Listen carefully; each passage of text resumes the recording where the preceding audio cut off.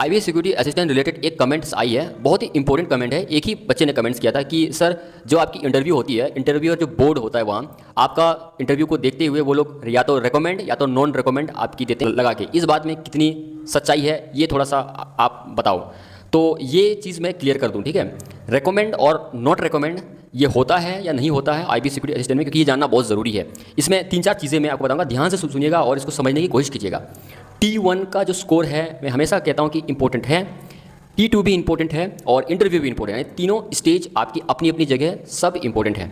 तो अब नेचुरल जो नियम कहता है कि T1 प्लस इंटरव्यू मिला के जो आपकी स्कोर होती है, इससे आपकी सिलेक्शन होनी चाहिए और ऐसा ही होता है आपका आईबीएस सिक्योरिटी असिस्टेंट में। लेकिन अब आप मुझे ये बोलेंगे कि इंटरव्यू किसी किसी का बच्चा का कम स्कोर में भी सिलेक्शन होता है, डेफिनेटली होता है उनका, उसका रीज़न है। T1 में किसी बच्चे का कम स्कोर है सपोज दैट, और एक बच्चे का स्कोर अच्छा है, ठीक, लेकिन जिसका स्कोर अच्छा है वो T2 में उस तरह से नहीं कर पाया, यानी जो ट्रांसलेशन वाला पार्ट नहीं होता है उसमें उसका परफॉर्मेंस आपकी अच्छा नहीं है, क्योंकि उसका तो रिजल्ट निकलता नहीं है। वो तो जो बच्चे आपका T2 में बैठते हैं, ट्रांसलेशन में बैठते हैं, वो सारे बच्चे इंटरव्यू में आपका जाके इंटरव्यू देते हैं। तो यानी इंटरव्यू स्टेज तक आपको पता भी नहीं लगता है कि जो आपके साथ में इंटरव्यू दे रहा है वो T2 उनका अच्छा है, उसका अच्छा है या नहीं है, ये आपको बिल्कुल अंदाज़ा नहीं रहता है। यानी किसी स्टूडेंट को ये अंदाज़ा नहीं रहता है। इसी वजह से कम स्कोर में भी बच्चे इंटरव्यू का मार्क्स जब जुड़ता है ना तो उनका मार्क्स बढ़ जाता है, क्योंकि T2 जो क्वालिफाई नहीं किए वो ऑलरेडी डिस्क्वालीफाई है, इंटरव्यू के बाद भी वो डिस्क्वालीफाई हो जाते हैं।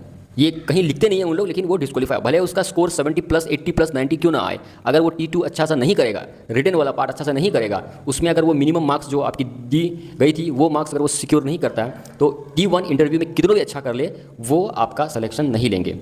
तो अब बात आती है रिकमेंड और नॉन रिकमेंड में। इंटरव्यू में ऐसा कोई सीन नहीं होता है रिकमेंड और नॉन रिकमेंड में, सिंपल है। उनके पास में आपको 10 सवाल किए, मिनिमम 10 करते हैं, किसी को 11, 12, 15 कर देते हैं, लेकिन मिनिमम आपका 10 सवाल वो लोग करते हैं। उस 10 में से कुछ सवाल जो होते हैं आपका लैंग्वेज से रिलेटेड है कि आप उस लैंग्वेज में बोलना जानते हैं या नहीं जानते हैं। बहुत को तो पूछते हैं, बहुत को नहीं भी पूछते हैं। उसमें मेन चीज़ इंटरव्यू में जो आपका देखा जाता है, जो मेरा अपना एक्सपीरियंस में बता रहा हूँ, आप कैसे आंसर कर रहे हैं, रेस्पॉन्स कैसे कर रहे हैं। अब मैं रेस्पॉन्स कैसे कर रहे हैं अगर मैं इसको एक्सप्लेन करूँ, इसका ये मतलब नहीं होता कि आप 10 में से 10 सवाल को सही कर दो। 10 में से 5 सवाल भी अगर आप कॉन्फिडेंटली करते हैं वो ज़्यादा अच्छा होता है।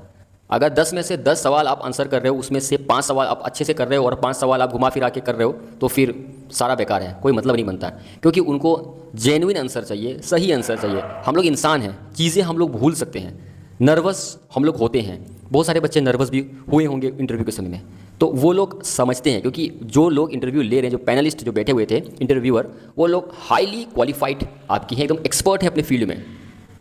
एक जो होंगे आपके आईबी के ही होंगे ऑफिसर, वो तो आपका शकल देख के ही समझ जाएगा कि आप में क्या टैलेंट है क्या नहीं है। कुछ इस तरह से आपके बोलने के स्टाइल से ही वो आपको पकड़ लेगा कि आप कितना सही बोल रहे हो, कितना गलत बोल रहे हो।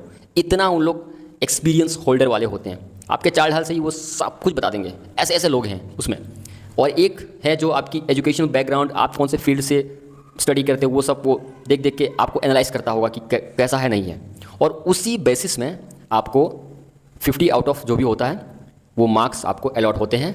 सिंपल T1 का मार्क्स, अगर आपने T1 में 40 स्कोर किया और इंटरव्यू में 40 स्कोर किया तो आपका 80 मार्क्स होते हैं। बस उसी हिसाब से आपकी शीट बनती है, और जितने आपकी पोस्ट है, सपोज 200 पोस्ट है वहाँ, तो जिस तरह की आपकी रिजर्वेशन लगती है उस हिसाब से वो लोग लिस्ट निकालते हैं एंड रिजल्ट वो लोग अपलोड कर देते हैं। उनमें से अगर कोई ज्वाइन नहीं करते हैं तो बाकी का जो नीचे है, जैसे कि अगर 10 ने ज्वाइन नहीं किया तो 10 नीचे का वो लोग आपको बुला लेंगे एज ए वेटिंग।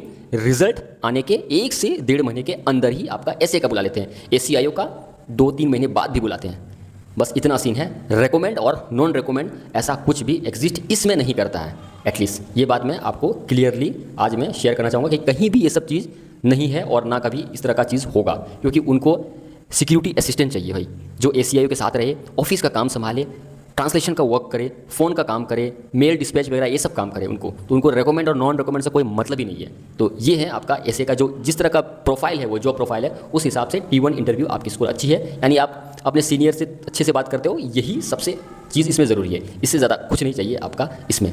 और भी कुछ आपको जानकारी चाहिए तो कमेंट ज़रूर कीजिएगा। एंड ये कमेंट मुझे वाकई बहुत अच्छा लगा और जेन्युइन कमेंट था आपका और सही सवाल था। ये सब डाउट्स होते हैं। और बाकी चैनल को लाइक कर दीजिएगा, सब्सक्राइब कर दीजिएगा और बेल आइकन ज़रूर दबाइएगा आप लोग।